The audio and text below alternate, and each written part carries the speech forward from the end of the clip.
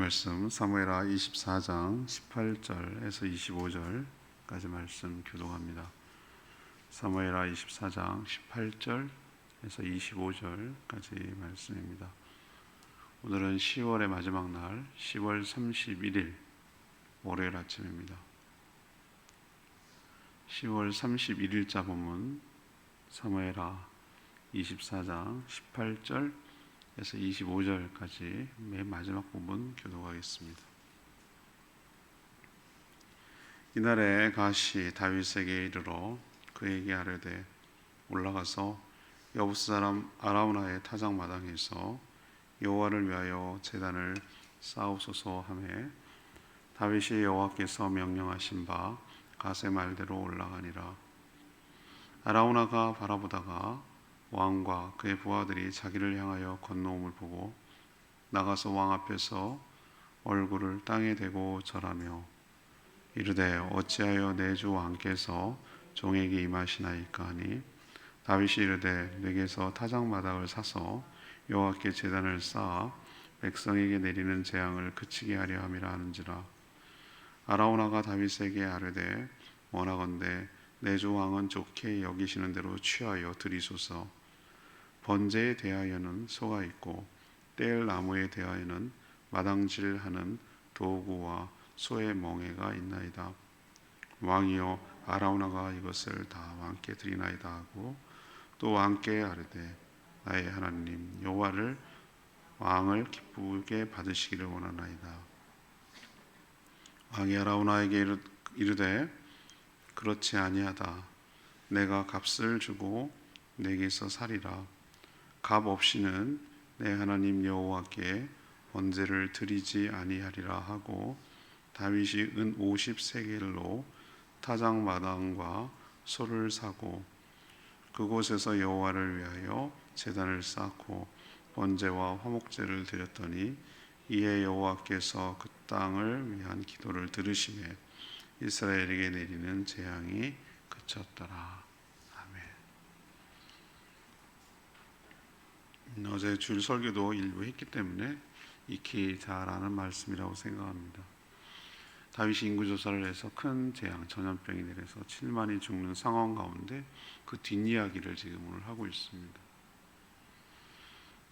갓 선지자는 다윗에게 여부스 사람 아라우나 타작마당으로 가서 하나님께 제단을 쌓고 제사를 드리라고 명령했습니다.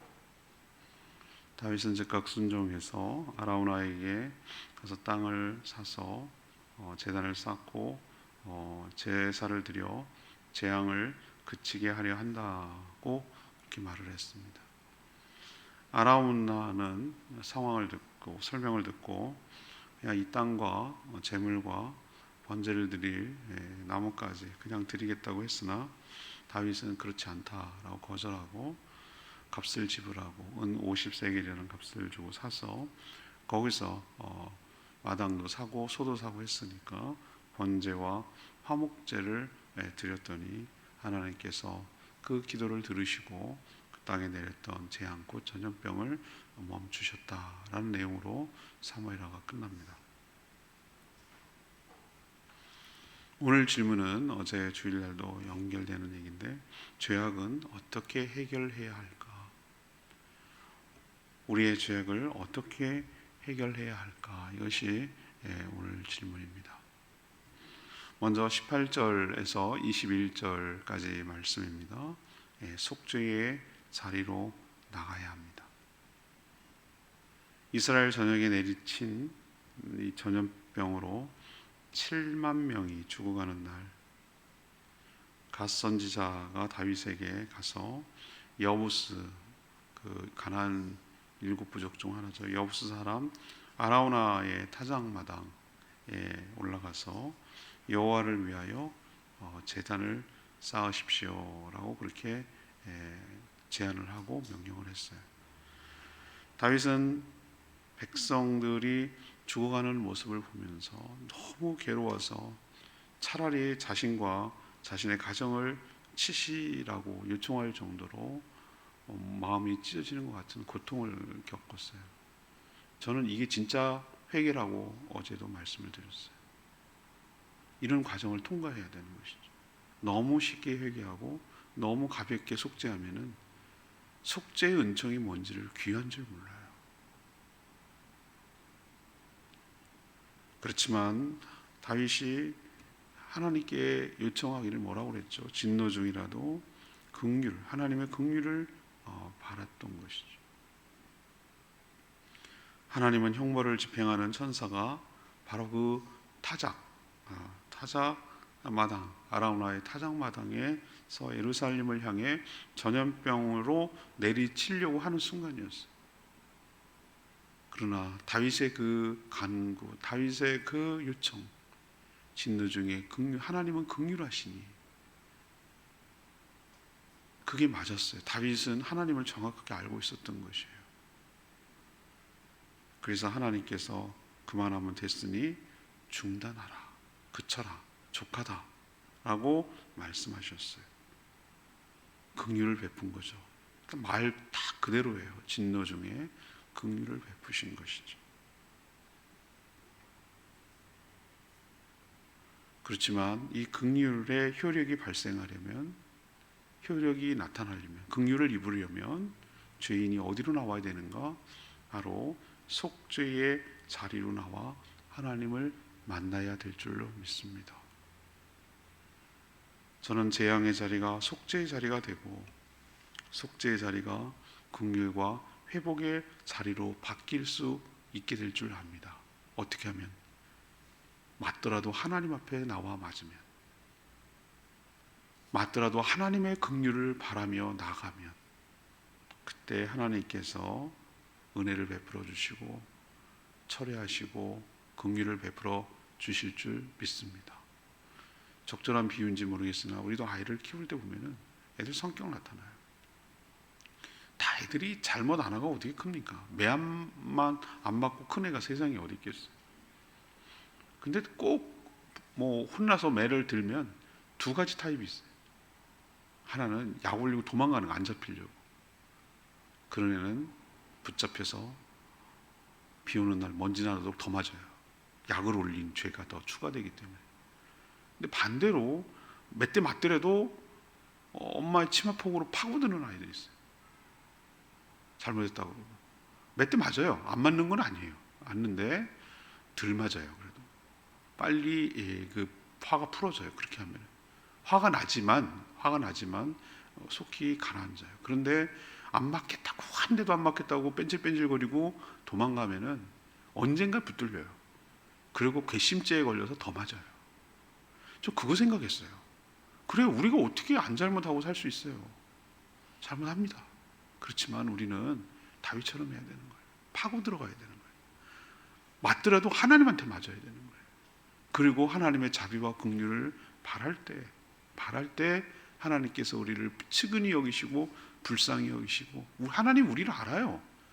아이고, 그렇지 뭐 안 됐지, 이렇게 우리를 알죠. 우리가 자식을 몰라요. 연약함을 알면서 그게 또 싫기도 하고 이해도 되고 측은히 여기도 있고 불쌍한 마음도 생기고 이런 복합적인 마음이 있는 것처럼 다윗이 하나님 잘못한 거 알아요. 이런 괘씸한 이런 마음이 들다가도 또 한 대 때리고 아파하고 죽을 것 같다고 차라리 죽여주세요 뭐 이렇게 나오면 또 불쌍히 여기는 마음이 하나님께 있단 말이에요. 그게 우리가 사는 길인 줄로 믿습니다. 도망가면 해결 안 돼요. 파고들어야 돼요. 속죄의 자리로 나갈 때 긍휼과 은혜의 자리로 바뀌게 될 줄로 믿습니다. 여러분 오늘 보세요. 제사 때문에 재앙이 멈췄습니까? 아니잖아요. 그 시점을 보라고요. 오늘 말씀 쭉 보면은 제사를 드려서 재앙이 멈췄습니까? 아니에요. 하나님은 먼저 재앙부터 멈췄어요. 이분 기억나시죠? 됐다, 족하다 이거예요. 그렇게 하는 이유는 뭐예요? 하나님 앞에 나오라는 얘기예요. 이렇게 했는데도 어리석은 인간이 있어요. 이제 됐네, 전염병 그쳤네, 이제 됐나 보다 이러고 하나님 앞에 결말을 안 짓는 사람이 있어요. 속죄의 자리로 나가지 않는 사람이 있어요. 하나님이 충분하다고 말한 것은 더 하면 죽을 것 같은, 다 죽으니까 그래서 한 것이지 완벽하게 마무리된 건 아니에요. 그러니 우리도 하나님 앞에 잘못했을 경우 하나님 앞에 나가 속죄의 자리로 나가 긍휼과 자비와 은혜를 경험하는 복된 인생 살게 되기를 축복합니다. 자, 두 번째 얘기는 22절에서 24절 어떻게 속죄하는가? 보혈을 의지해서 나가야 돼요. 보혈을 의지해서 나가야 됩니다. 아라우나는 다윗 왕 일행이 자기 타작마당으로 오자 매우 놀랐어요. 그렇잖아요, 그죠? 이렇게 막 재앙이 전염병이 극심한 가운데 정신이 없을 텐데 왕 일행이 자기 타작마당으로 오니까 자기는 또 이스라엘 종족도 아니잖아요. 얼마나 좀 처음에 두려웠겠어요. 근데 물어보자 다윗이 뭐라고 대답합니까? 내가 네 타작마당을 사서 여호와 하나님께 제단을 쌓고 제사를 드려서 이 지금 백성들에게 내리는 재앙을 전염병을 그치게 하려는 것이다 라고 온 이유를 설명했어요. 아라우나도 이 전염병이 자유로울 수 있을까요? 아니잖아요, 그죠? 전염병이 피해갑니까? 자기도 자기 가족도 자기 일가 친척도 죽을 수가 있는 것이죠. 그리고 자기도 눈이 있고 귀가 있으면 듣고 보고 할 거 아니에요. 얼마나 많은 사람들이 죽어갔다는 얘기. 7만 명이 죽었으니 그 인구 많지도 않은데 얼마나 그게 소문이 쫙 퍼졌어요. 그 얘기가 다 알죠. 그래서 그 고통을 지켜봤고 또 왕이 재앙을 그치겠다고 제사를 드리겠다고 하는데 아니 이거는 백성된 도리로서 당연히 재물과 땅을 드리도록 제사를 드리도록 모든 것을 배려하는 게 맞다라고 생각했겠죠, 그죠? 그래야 자기도 살 수 있으니까. 그래서 그냥 무상으로 그냥 드리겠습니다. 마음대로 쓰십시오라고 다윗에게 얘기를 했는데 다윗이 이런 자에 거절해요. 아니라는 거예요. 아니다라고 해요. 아니다. 이건 좋잖아요. 손 안 대고 코 풀고 어차피 제사를 드릴 판이고 자기 이거 하나도 안 들어가고 그거 좋잖아요, 그죠? 우리도 저는 그런 문화를 접하지 못했지만 제사 한번 드리려면 맨날 명절 때마다 올해 차례상은 얼마가 사잉 맨날 그 얘기 하잖아요. 공짜가 어딨냐고. 그 다 재물을 준비하려면 힘들잖아요. 근데 그걸 해주겠다고 다 주겠다고 하면 얼마나 좋아요. 그래 고맙다 이렇게 하면 될 것 같은데 아니라잖아요. 여기서 저는 어저께도 말씀드렸지만 굉장히 깊은 의미가 있어요. 물론 자신의 잘못은 아니에요. 이스라엘에게 하나님께서 벌을 주기 위해서 그를 충동했다고 표현하고 있으니까 그의 직접적인 건 아니지만 어쨌든 촉발된 거, 방아쇠를 딱 당긴 거, 그걸 스모킹 건이라고 하는데 딱 당긴 거는 누굽니까? 다윗이 그런 일을 주도하고 시행을 했잖아요. 그래서 일이 벌어졌잖아요. 그러니까 이 것을 해결하는 데 있어서 그냥 거저되는 건 아니라는 거예요. 자기 희생, 헌신이 없는 제사를 드려서는 안 된다라는 생각을 다윗이 한 거예요. 그래서 거절한 거예요. 값없이, 오늘 그 표현이 밑줄 그어야 될 부분이에요. 값없이 내가 제사를 드리지 않겠다. 값이 없는 제사를 예배를 드리지 않겠다.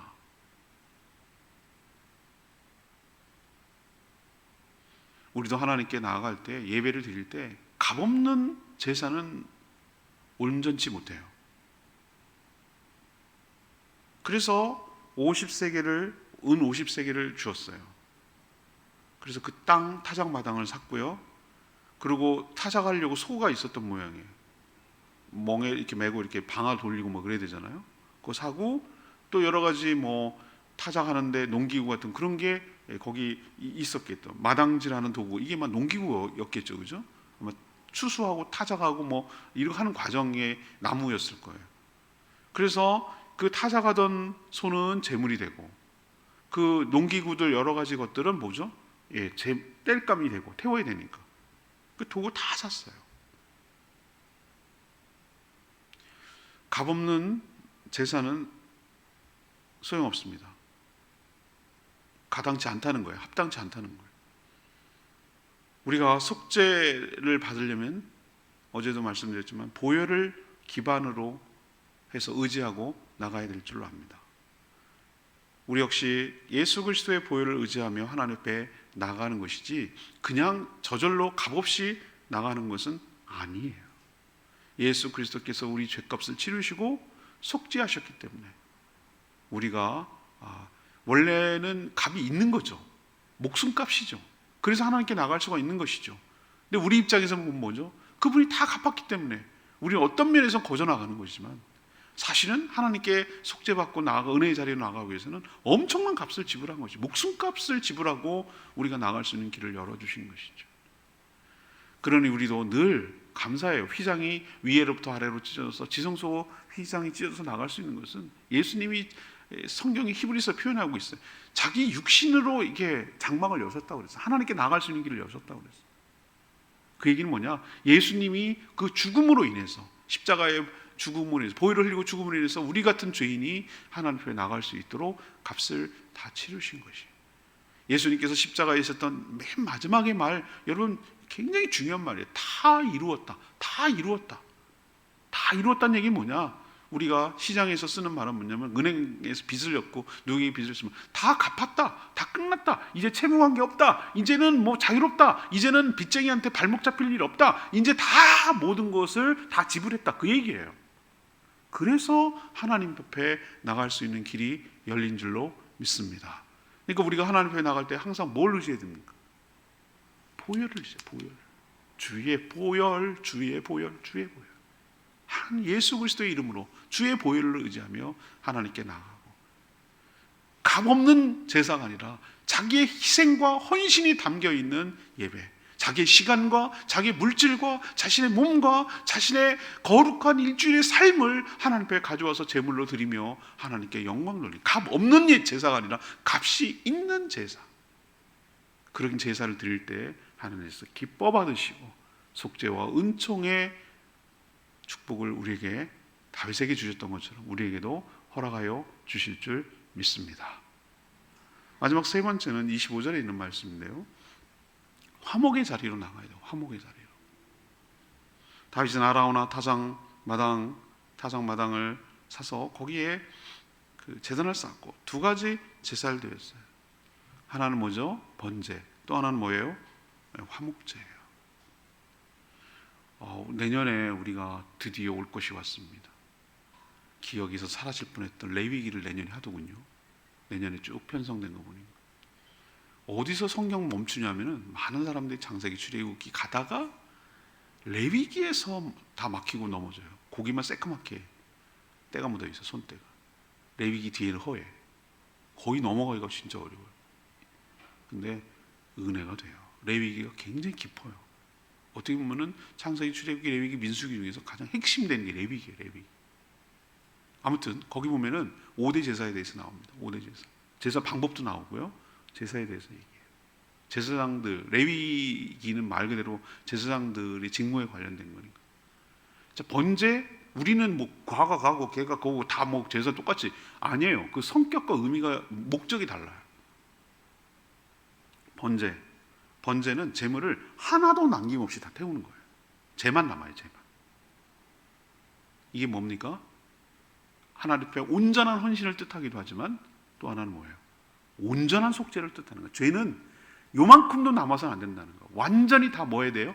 태워야 돼. 태워 없어야 돼. 하나님 앞에 요만큼도 죄가 용납되지 않는다. 우리가 죄를 속죄받기 위해서는 내 대신에 이 제물은 자기를 대신하는 거예요. 내가 죄를 진 내가 대신에 이 제물이 완전히 죄덩어리가 타야 된다는 거야. 새까맣게 타고 죄만 남아야 된다. 완전 소멸돼야 된다. 그걸 상징하고. 그렇지만 속죄의 의미가 번제에 있지만 화목제는 좀 의미가 달라요. 똑같으면 뭐로 두 개를 드리겠어요. 번제하면 끝이지. 화목제는 뭐죠? 제물의 일부를 태워요. 주로 기름, 콩팥 뭐 이런 거를 주로 태웁니다. 이런 거를 태우고 나머지는 뭐합니까? 나머지 고기는 삶아서 제사 드리는 사람들이 함께 나누어 먹는 감사의 성격이 강해요. 그러니까 속죄 후에 관계가 회복되었으니 함께 감사하며 하나님 앞에서 함께 즐기자는 의미가 강해요. 그것이 남아있는 게 뭡니까? 저는 그게 바로 예수님이 했던 성찬의 의미도 거기에 들어가 있고, 또 지금 우리가 남아있는 성찬식도 하지만 또 하나가 뭐죠? 주일 예배 후에 하는 식사 교제가 저는 예배의 연장이라고 보는 거예요.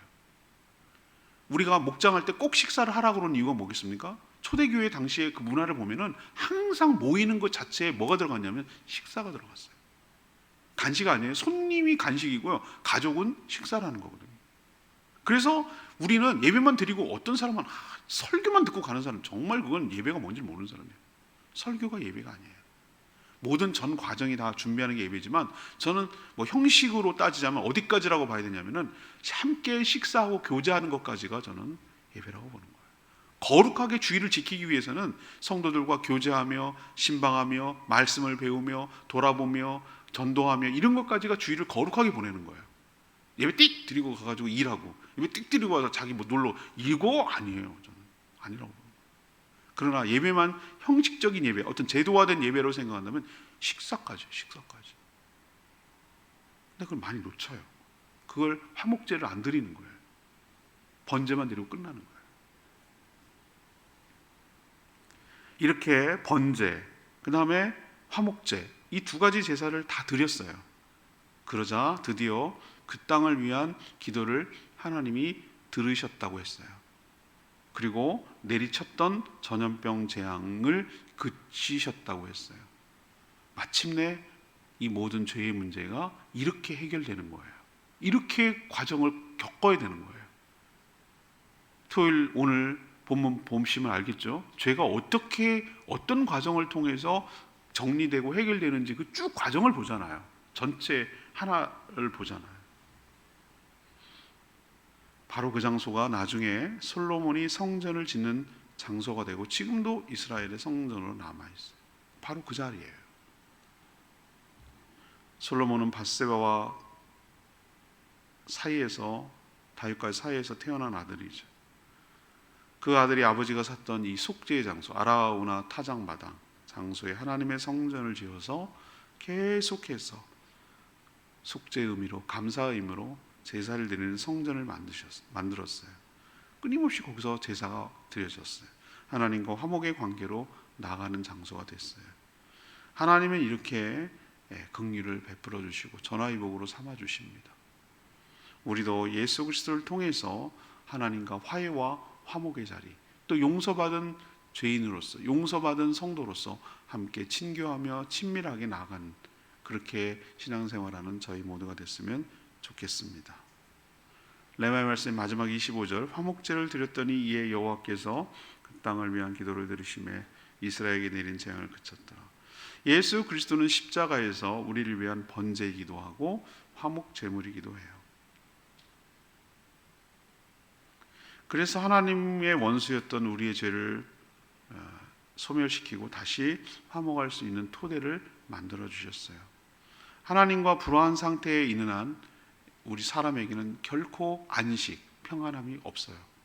뭘 갖다 채워놔도 불안해요. 뭘 갖다 채워놔도 만족이 없어요.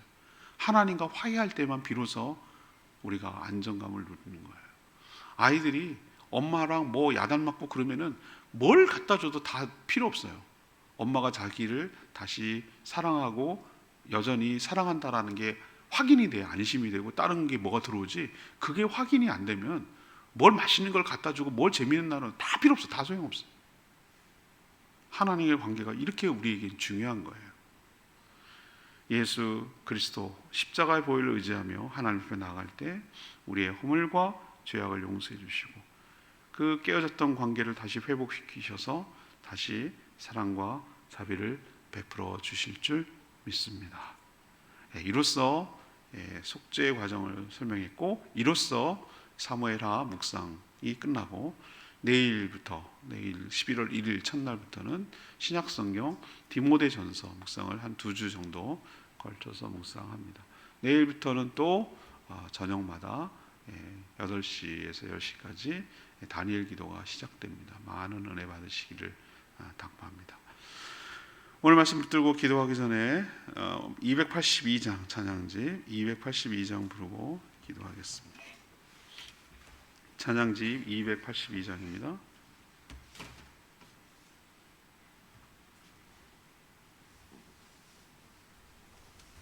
찬양집 282장, 주의 사랑을, 주의 선하심을 찬양합니다. 주의 사랑을, 주의 선하심을, 주의 사랑을,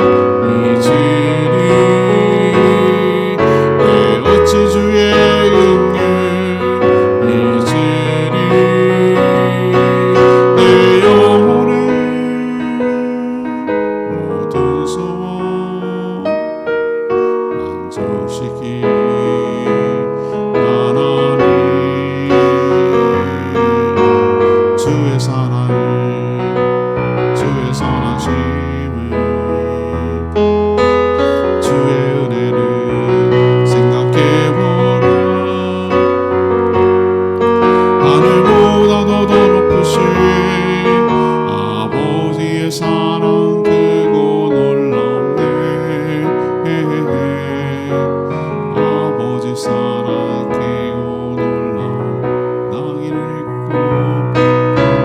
나귀를 읽고 헤맬 때 그 사랑 나를 찾아 내셨네. 내 영혼의 모든 소원 만족시키 하나님 주의 사랑을 주의 사랑을 주의 선하심을 주의 은혜를 생각해보라. 하늘보다 더 높으신 아버지의 사랑 오 놀랍네. 아버지 사랑 크고 놀랍네. 오늘 사무엘 하를 마무리하면서 또 10월 한 달을 마무리하면서 하나님 은혜가 얼마나 큰지, 그리고 하나님 얼마나 거룩하신 분인지 두 가지가 다 있는 거예요. 하나님 죄를 그냥 간과할 수가 없구나. 그런 가운데도 긍휼을 베풀어 주시는구나. 그래서 내가 살고 있구나. 이런 생각이 들면 참 하나님 은혜가 감사하고 고맙습니다. 그래서 다윗의 모든 속죄 가장을 보면서 예수 그리스도의 보혈을 의지하며 나가 온전하게 용서를 받고 온전히 회복되고 하나님의 긍휼과 자비를 경험하는 저의 인생 되게 달라고 주여 외치며 기도하겠습니다. 주여 하나님, 주의 사랑, 주의 선하심을, 주의 은혜를 생각해보라. 하늘보다 더 높으신 아버지의 사랑 크고 놀랍네. 아버지 사랑 크고 놀랍네.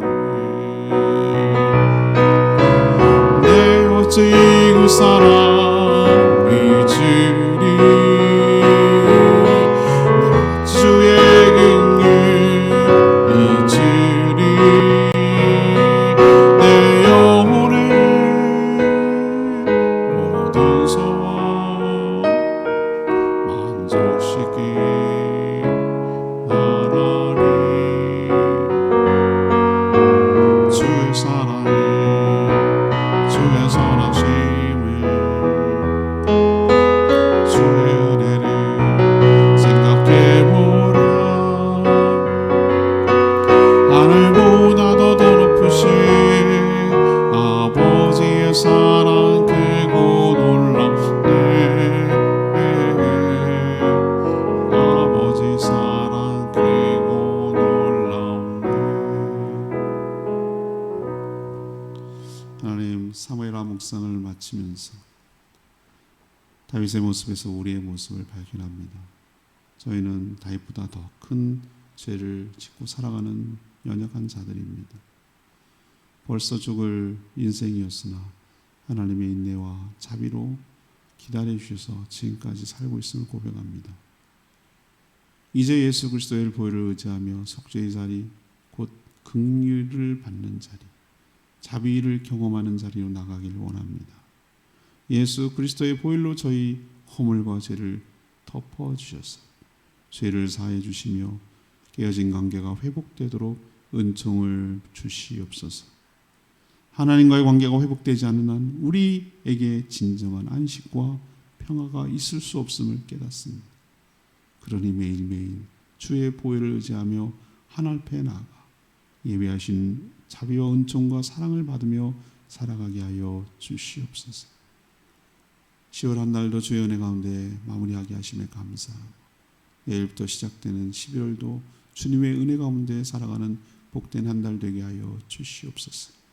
디모데전서 묵상을 통해 주실 예비한 은혜를, 말씀의 은총을, 말씀의 축복을 경험하게 하여 주시고 또 내일부터 저녁마다 진행될 단일 기도를 축복하여 주셔서 모든 성도들이 식어진 심령이 회복되며 뜨거운 찬양과 기도와 말씀을 간증을 통하여 영혼이 회복되는 역사가 있도록 축복하여 주시고 또 영혼권하여 주님 제자 삼는 일에 집중함으로 VIP들을 위해 열심히 기도하며 접촉하며 섬겨서 복음을 듣고 변화되는 역사가 일어나도록 힘쓰게 하여 주시옵소서. 주님 손에 모든 것 맡겨놓고 예수 그리스도의 이름으로 축복하며 기도합니다. 아멘.